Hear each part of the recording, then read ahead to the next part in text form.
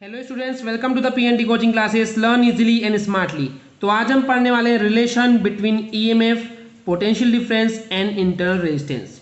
Okay students, तो चलिए इसके रिलेशन की बात करते हैं। तो सपोज कर रहे हैं हमारे पास जो एक ईएमएफ है यानी कि इलेक्ट्रोमोटिव फोर्स है एक सेल का, उसको हम लेट कर रहे हैं कि वो कैपिटल ई है, एंड जो उसका इंटरनल रेजिस्टेंस है उस इलेक्ट्रोलाइट का वो है स्मॉल आर, एंड उसमें से जो फ्लो हो रही करंट वो है कैपिटल आई, एंड जो एक्सटर्नल रेजिस्टर लगा हुआ है, okay I mean external circuit में जो एक रेजिस्टर लगा हुआ है जिसका रेजिस्टेंस है कैपिटल आर, एंड उसके एंड्स पे जो हम अप्लाई कर रहे हैं पोटेंशियल डिफरेंस वो है कैपिटल वी। तो उस केस में क्या होगा, एक्चुअली ओम्स लॉ वो हो जाएगा I is equal to V upon R, जो कि इस तरीके से है। तो ये जो ओम्स लॉ हमने अप्लाई की I is equal to V upon R, ये हो जाएगा हमारा इक्वेशन नंबर 1। ओके, तो अब हम बात करें सेल के ईएमएफ की, वो था कैपिटल ई। तो उस केस में जो टोटल रेजिस्टेंस हो जाएगा वो हो जाएगा capital R plus small R. Capital R क्या है, जो एक्सटर्नल सर्किट में जो रेजिस्टेंस है that is capital R, and जो इलेक्ट्रोलाइट का जो रेजिस्टेंस है दैट इज स्मॉल आर। तो टोटल रेजिस्टेंस कितना हो जाएगा, that is capital R plus small R. Okay students, तो ये हो गया टोटल रेजिस्टेंस। अब इसके अकॉर्डिंग अगर हम ओम्स लॉ अप्लाई करेंगे तो ये क्या हो जाएगा, वो हो जाएगा जो इसमें से इलेक्ट्रिक करंट फ्लो हो रही है आई, वो इक्वल हो जाएगा E upon capital R plus small R. ऐसा क्यों स्टूडेंट्स, ऐसा इसलिए हो रहा है क्योंकि यहाँ पे जब अभी इलेक्ट्रिसिटी फ्लो नहीं हो रही है, उसके होने के जस्ट पहले का जो प्रेडिक्शन है कि कितनी इलेक्ट्रिक करंट फ्लो होगी, तो उस समय जो ईएमएफ है वही इक्वल होता है पोटेंशियल डिफरेंस के, तो इसलिए हम वी के बदले कैपिटल ई रख रहे हैं, एंड जो टोटल रेजिस्टेंस है वो है capital R plus small R. तो ये हो गया हमारे लिए इक्वेशन नंबर 2। अब इक्वेशन 1 एंड इक्वेशन 2 को अगर देखें तो दोनों का LHS part that is I equal है। ओके, तो उन दोनों के आरएचएस पार्ट कैसे हो जाएंगे, दैट वुड बिकम इक्वल।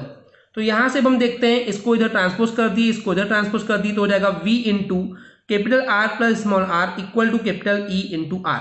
तो जब इस ब्रैकेट को सॉल्व करेंगे तो ये हो जाएगा capital v into capital R plus v into small R is equal to E into capital R. तो यहां से क्या करेंगे, हम जो v इंटू कैपिटल आर है उसको ट्रांसपोज कर देंगे, तो ये हो जाएगा capital v into small R is equal to e into capital R minus v into capital R. अब यहां से इस कैपिटल v को जब ट्रांसपोज कर देंगे तो हो जाएगा ये small r is equal to e into capital R upon v minus capital v into R upon capital v। तो कैपिटल v से कैपिटल v कैंसिल हो जाएगा, तो हमको मिल जाएगा simply r is equal to e into capital r upon v minus capital r। तो इन दोनों में से जो कॉमन निकल रहा है वो निकल रहा है कैपिटल R, तो हमको मिल जाएगा small r is equal to capital R and bracket में आ जाएगा E अपॉन V माइनस 1। तो ये जो रिलेशन है यही रिलेशन है इंटरनल रेजिस्टेंस के बीच में एंड एक्सटर्नल रेजिस्टेंस के बीच में, EMF के बीच में एंड द पोटेंशियल डिफरेंस के बीच में। ओके स्टूडेंट्स, तो अब हम यहाँ पे बात करने वाले कि EMF जो है जनरली उसकी वैल्यू हायर होती है एंड पोटेंशियल डिफरेंस की वैल्यू कम होती है। तो बेसिकली क्या होता है कि EMF यानी कि दैट इज कैपिटल ई की वैल्यू में जो इसमें रिडक्शन होता है, जो फॉल होता है वो कितना होता है। तो पहले लेट करते हैं कि पहले क्या कंडीशन थी, that is capital E is equal to I into capital R plus R, यानी कि अगर मैं इसको देखूं तो ये ओम्स लॉ के अकॉर्डिंग है v is equal to I R, तो उसकी जगह हम लिख सकते हैं कि capital E is equal to I and bracket में capital R plus small R. ये केस है जब हम इलेक्ट्रिसिटी का फ्लो नहीं कर रहे थे, और जैसे ही हमने इस पे इलेक्ट्रिसिटी का फ्लो किए तो पोटेंशियल डिफरेंस अप्लाई हो गया। तो उस केस में जो रिडक्शन होगा या फॉल होगा पोटेंशियल डिफरेंस में वो होगा E, और जो पोटेंशियल डिफरेंस था वो माइनस कर देंगे V इज इक्वल टू, ये टोटल रेजिस्टेंस पहले इतना था, जब एक्सटर्नल सर्किट उसको कंज्यूम कर रहा है तो माइनस IR कर देंगे। ओके, तो इट मीन्स जो भी एक्सटर्नल सर्किट जो उसमें से फॉल कर रहा है उसको माइनस कर दे रहे हैं, तो यही हमारा क्या हो जाएगा, जो फॉल हो रहा है पोटेंशियल डिफरेंस में कितना हो रहा है हम यहाँ से जज कर सकते हैं। ओके स्टूडेंट्स, अब जब इस ब्रैकेट को सॉल्व करेंगे तो ये क्या हो जाएगा, that is I into capital R plus I into small r minus I into capital R। तो IR से IR कैंसिल हो जाएगा, तो हमको मिल जाएगा E minus V is equal to IR।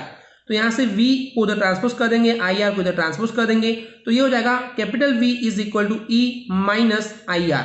Okay, तो इस इक्वेशन नंबर 4 से क्लियर होता है स्टूडेंट्स कि जब हम करंट का फ्लो करते हैं, ओके, तो उस केस में जो पोटेंशियल डिफरेंस होता है वो हमेशा EMF की वैल्यू से कुछ तो भी माइनस हो रहा है, यानी कि कम हो रहा है। तो यहां से प्रूव होता है कि पोटेंशियल डिफरेंस हमेशा रिड्यूस होता है, कम होता है as compare to the EMF। Okay students, अब अगर हम यहाँ पे इलेक्ट्रिक करंट को जीरो करते हैं यानी कि I is equal to zero रखते हैं, तो उस केस में हमको V is equal to E मिलेगा। तो यहां से कंक्लूजन ये निकलता है कि जब इलेक्ट्रिक करंट वहां से फ्लो नहीं हो रही है, ड्रॉ नहीं हो रही है सेल से, उस केस में बेसिकली सेल जो है वो एक ओपन सर्किट है, तो उस कंडीशन में क्या होता है, जो पोटेंशियल डिफरेंस होता है जो कि दो प्लेट्स के बीच में काम कर रहा है वो हमेशा इक्वल होता है उस सेल के ईएमएफ के। ओके स्टूडेंट्स, तो यही था basic relation. I hope clear हो गया होगा। अगर आपको हमारी वीडियो से कुछ भी सीखने मिला या नॉलेज मिला तो प्लीज हमारे चैनल को सब्सक्राइब कीजिए एंड वीडियो को लाइक जरूर करें। आज के लिए इतना ही, थैंक यू।